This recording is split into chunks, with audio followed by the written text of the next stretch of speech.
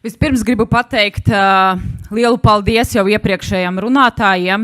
Jūs apskatījāt tik daudz interesantas problēmas un varu teikt tikai vienu. Latvijai ir paveicies, ka jūs viņai esat.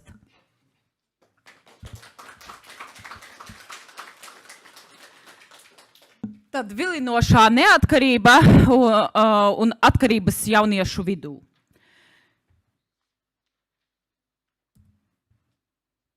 – 2024. gada vasarā izskanēja šokējoša ziņu sērija.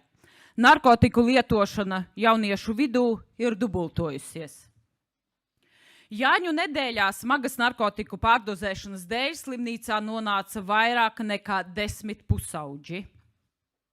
Eiropā ieplūst ļoti spēcīgas iedarbības sintētiskās narkotikas vielas, kas pazīstamas kā nitazēni. Nāves gadījumu skaits dubultojies no 63 gadījumiem 2022. gadā līdz 130 pērn. Veselības ministrijas statistikas dati un tendences liecina, ka jauniešu skaits, kuri pamēģinājuši un regulāri lieto narkotikas, tikai pieaug. 2019. gada pētījumu dati liecina, ka jebkuras narkotikas ir pamēģinājuši 27% 15 līdz 16 gadus veci Latvijas skolēni. Kā var redzēt otrajā diagrammā, tie ir gandrīz 10 000 jauniešu. Un šie cipari ir tikai par 2019. gadu. Kā jau tika minēts, diemžēl šie skaitļi tikai palielinās. Tātad var pieļaut, ka šogad šis cipars ir krietni augstāks. Statistikas dati par šī gada notikumiem būs pieejami tikai nākamgad. Arī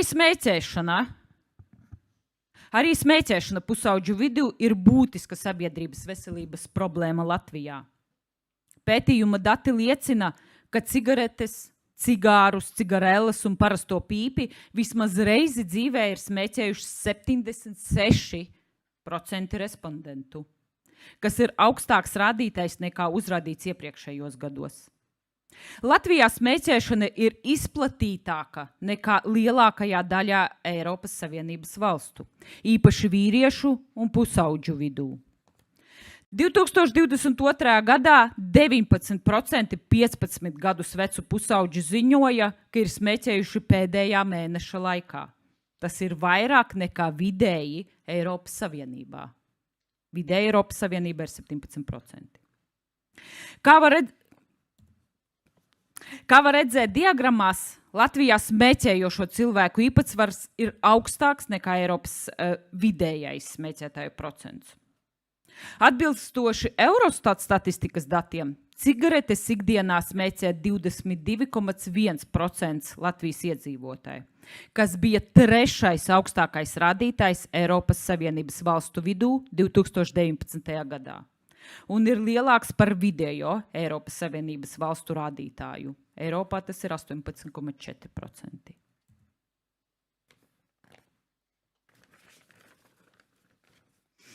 Sākotnēji bija uzskats, ka elektroniskās cigaretes ir veselībai nekaitīgas. Jaunieši tā arī domāja. Jaunieši nav informēti par visiem riskiem, tie ir vairāki.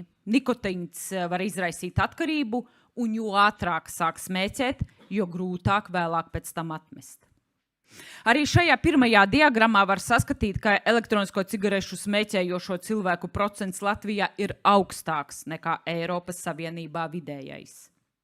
It īpaši vecuma kategorijā no 15 līdz 24 gadiem. Sanāk, ka Latvijā jaunieši smēķē elektroniskās cigaretes gandrīz 2 reizes vairāk nekā vidēji Eiropas Savienībā. Otrajā diagrammā arī ir atspoguļots, ka tieši jauniešu vidū ir vislielākais procents, kas smēķē elektroniskās cigaretes.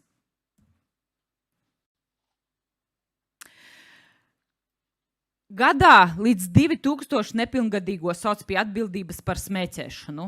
Ap 80% jauniešu mēģina elektroniskās cigaretes, jo tās ir garšīgas. Lielākā daļa vecāku nezina, ka pusaudzis ir pamēģinājis elektronisko cigareti. Bērnu aizsardzības centra vadītāja norāda, ka jauniešu vieno vēlme piederēt kādai sabiedrības grupai, kā lielākā daļa vielu lietošanas gadījumu ir saistīta ar vienaudžu spiedienu vai sociālo mediju ietekmi. Patiesībai neatbilst arī plaši kultivēts mīts, ka narkotikas lieto tikai bērni no sociāli nelabvēlīgām ģimenēm.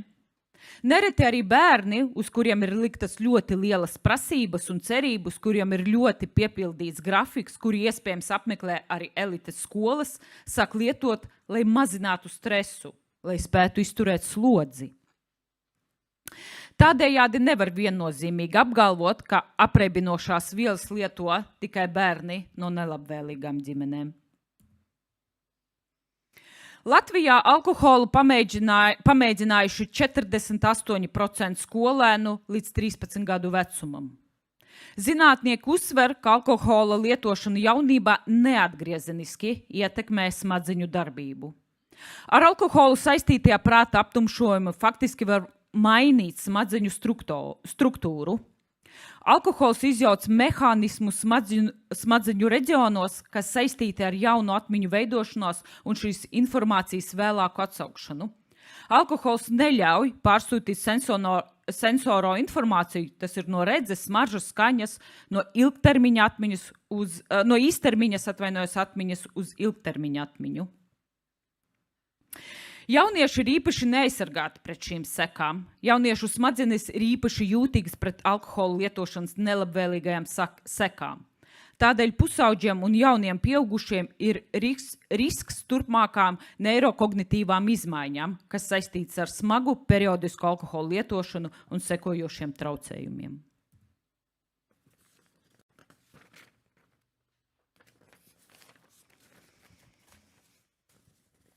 Galvenā problēma ir, ka veselības ministrija un citas par šo atbildīgās iestādes šobrīd aktīvi meklē risinājumus, bet cenšas galvenokārt cīnīties jau ar sekām.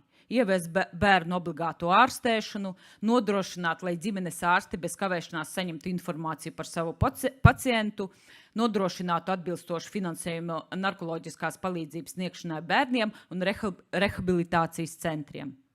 Taču šī cīņa ir ar sekām. Un kamēr tā notiek, tiek zaudēts laiks. Iespējams, pat tieši šajā mirklī, kamēr mēs par šo runājam, kaut kur kāds jaunietis lieto narkotikas. Bet kāpēc?